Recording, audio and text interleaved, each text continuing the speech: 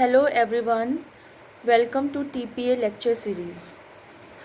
आज हम कुछ इम्पॉर्टेंट केसेस डिस्कस करेंगे जो कि कंडीशनल ट्रांसफ़र के ऊपर बेस्ड होंगे। तो सबसे पहला केस लेते हैं हम कंडीशन प्रेसिडेंट पे। कंडीशन प्रेसिडेंट क्या था कि किसी प्रॉपर्टी को ट्रांसफ़र करने से पहले कुछ शर्तें पूरी करनी होगी, उसके बाद ही वो ट्रांजैक्शन वैलिड माना जाएगा। तो इसके ऊपर जो इम्पॉर्टेंट केस है वो है Wilkinson versus Wilkinson.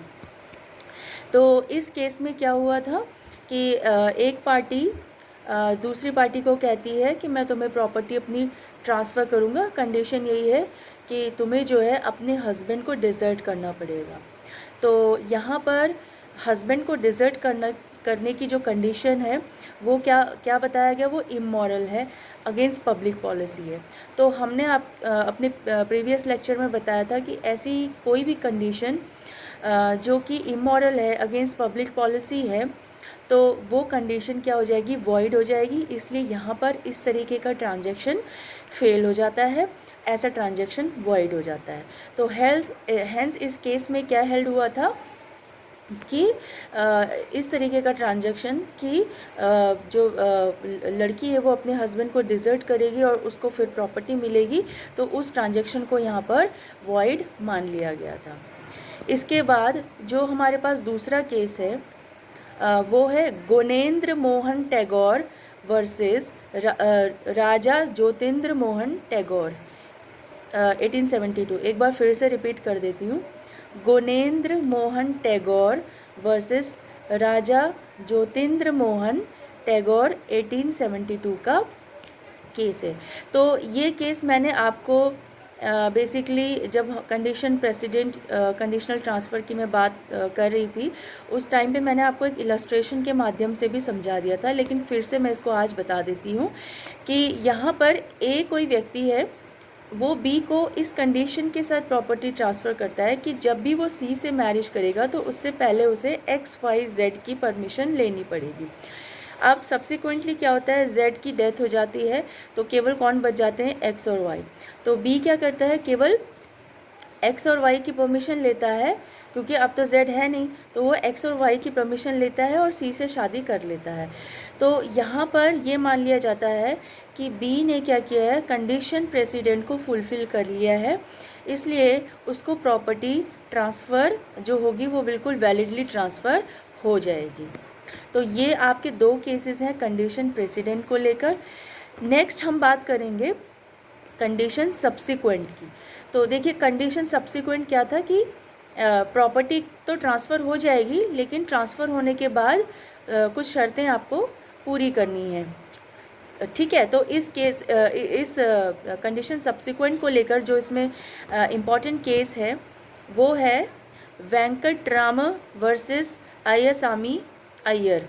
Venkataram versus अय्यसामी Iyer 1922 का केस है। तो इसमें एक व्यक्ति होता है, सपोज X हम उसको बोल रहे हैं, तो उसको जो है ट्रांसपोर्टेशन फॉर लाइफ, मतलब एक तरीके से एग्ज़ाइल में भेज दिया जाता था जब ब्रिटिशर्स यहाँ पर राज करते थे इंडिया में, तो ट्रांसपोर्टेशन फॉर लाइफ का पनिशमेंट हुआ करता था। तो X को क्या है, ट्रांसपोर्टेशन फॉर लाइफ का पनिशमेंट मिला, तो उसने जो है Y को ये कह के अपनी प्रॉपर्टी ट्रांसफ़र की कि अगर मैं लौट के आ जाता हूँ, तो जो उसको ट्रांसपोर्टेशन फॉर लाइफ दिया गया था वो पोर्ट ब्लेयर के लिए दिया गया था, तो उसने वाई से जाते समय ये कहा था कि अगर मैं लौट के आ गया तो मैं अपनी प्रॉपर्टी तुमसे वापस ले लूँगा, लेकिन फ़िलहाल तुम जब तक मैं नहीं हूँ तुम मेरी प्रॉपर्टी को देखभाल कर लेना। तो यहाँ पर अब क्या होता है, कुछ टाइम बाद, कुछ सालों बाद X जो है वापस आ जाता है। तो यहाँ पर कोर्ट ने ये कहा कि X का जो क्लेम बैक है Y से वो टोटली वैलिड है और इस ट्रांजैक्शन को वैलिड मान लिया जाएगा। तो X जो है अपनी प्रॉपर्टी को Y से वापस क्लेम कर सकता है। अब नेक्स्ट बात करते हैं हम डॉक्ट्रिन ऑफ एक्सेलरेशन की, जो कि हमारे सेक्शन 27 में था। तो डॉक्ट्रिन ऑफ एक्सेलरेशन में मैंने क्या बताया था कि जो अगर प्रायर इंटरेस्ट फेल हो जाता है तो वो प्रॉपर्टी एक्सेलरेट होके सब्सिक्वेंट ट्रांसफरी को चली जाती है, ठीक है। प्रायर फर्स्ट कंडीशन यही है कि prior interest prior transfer fail होना चाहिए। तो इसके जो इम्पोर्टेंट केसेस हैं, तो उसमें पहला केस है Ajudhia versus Rakhman Kaur. Ajudhia, AJUDHIA, Ajudhia versus Rakman Kaur, ये है 1833 का केस। ठीक है, तो यहाँ पर क्या होता है कि ए जो है अपनी वाइफ को गिफ्ट डीड करता है किसी प्रॉपर्टी को, लेकिन जो जहाँ पर उस प्रॉपर्टी ने रजिस्टर होना था जिस एरिया में, तो वहाँ का जो लोकल एक्ट था, जो लोकल लॉ था, वो उस रजिस्ट्रेशन को परमिट नहीं कर रहा था। ठीक है, तो वाइफ के नाम पे वो रजिस्ट्रेशन नहीं हो पाया। तो जब नहीं हो पाया तो उसके बाद जो ए के चिल्ड्रन थे वो प्रॉपर्टी उनको चली गई। तो यहाँ पर क्या हुआ, प्रायर इंटरेस्ट फेल हुआ, क्योंकि कैसे फेल हुआ कि वाइफ के नाम पे वो प्रॉपर्टी वो गिफ्ट डीड रजिस्टर नहीं हो पाई, तो सब्सिक्वेंटली वो उसकी चिल्ड्रन को चली गई। तो यहाँ पर क्या हुआ, डॉक्ट्रिन ऑफ एक्सेलरेशन लगा और ऐसे ट्रांजैक्शन को वैलिड मान लिया गया। अब उसके बाद हमने सेक्शन 27 में ही उसके सब पार्ट्स भी डिस्कस कर लिए थे, तो उनसे रिलेटेड जो केसेस हैं वो देख लेते हैं। तो इसमें पहला केस है गिरिजेश दत्त वर्सेस दत्ता दिन। गिरिजेश दत्त वर्सेस दत्ता दिन, तो ये 1934 का केस है। ये सेक्शन 13 का भी केस है। तो यहाँ पर जो सेक्शन 27 का पहला एक तरीके से ये एक्सेप्शन भी है। तो ये कहता है कि अगर पहला जो प्रायर ट्रांसफ़र है वो इनवैलिड है, तो सब्सिक्वेंट ट्रांसफ़र भी इनवैलिड होगा, वॉइड होगा। ठीक है, तो यहाँ पर इस केस में क्या हुआ था कि ए ने अपनी कोई उसकी भतीजी है, तो ये कहा कि उसके अनबॉर्न गर्ल चाइल्ड के लिए लाइफ इंटरेस्ट क्रिएट किया। उसके बाद अपनी भतीजी के अनबॉर्न मेल चाइल्ड के लिए एब्सोल्यूट इंटरेस्ट क्रिएट किया। और अगर उसकी भतीजी इशूलेस डाई करती है, मतलब इशूलेस मर जाती है, बिना किसी संतान के मृत हो जाती है, तो उस केस में वो प्रॉपर्टी जो है ए के भतीजे को चली जाएगी। अब यहाँ पर क्या हुआ कि जो ए थी वो इशूलेस ही मर गई, बिना किसी संतान के ही वो मर गई।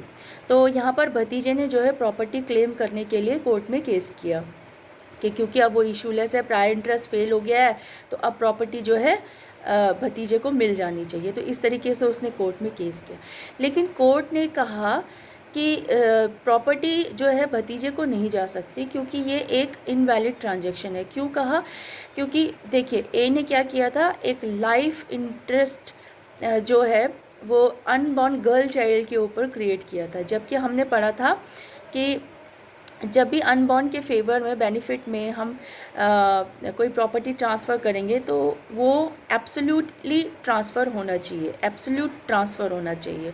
लेकिन यहाँ पर ए ने क्या शर्त लगाई, केवल लाइफ इंटरेस्ट क्रिएट किया अनबॉर्न बेबी गर्ल के फेवर में। तो इसलिए प्रायर इंटरेस्ट क्या है यहाँ पर, इनवैलिड है। तो जब प्रायर इंटरेस्ट इनवैलिड है तो सब्सिक्वेंट इंटरेस्ट भी इनवैलिड हो जाएगा। तो प्रायर इंटरेस्ट क्या था यहाँ पर कि जो बेबी गर्ल है उस वहाँ पर उसको केवल लाइफ इंटरेस्ट दिया गया था, जबकि क्या होना चाहिए था, उसको एब्सोल्यूट इंटरेस्ट दिया जाना चाहिए था।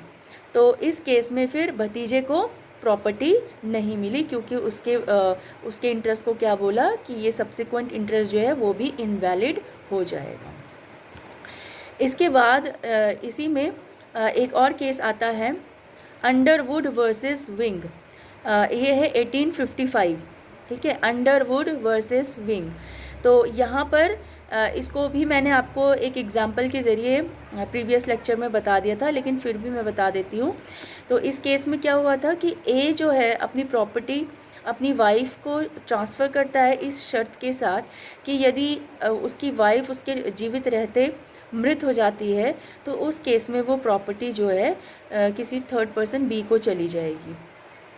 लेकिन अब क्या हुआ, सब्सिक्वेंटली ए और उसकी वाइफ दोनों किसी एक्सीडेंट में एक साथ मर जाते हैं। तो ये पता लगाना टफ हो जाता है कि वाइफ पहले मरी या नहीं मरी।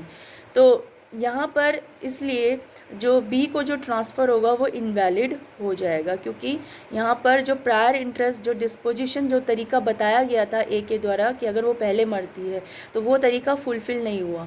जो भी प्रायर इंटरेस्ट को ख़त्म करने का तरीका बताया गया था ट्रांसफ़रर द्वारा वो फुलफ़िल नहीं हुआ, इसलिए यहाँ पर जो सब्सिक्वेंट ट्रांसफ़र है बी को वो फेल हो जाएगा, वो ट्रांजैक्शन इनवैलिड हो जाएगा।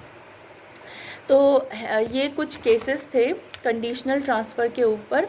तो ये आज का लेक्चर हम यहीं रखते हैं, फिर मिलते हैं नेक्स्ट लेक्चर में। Thank you.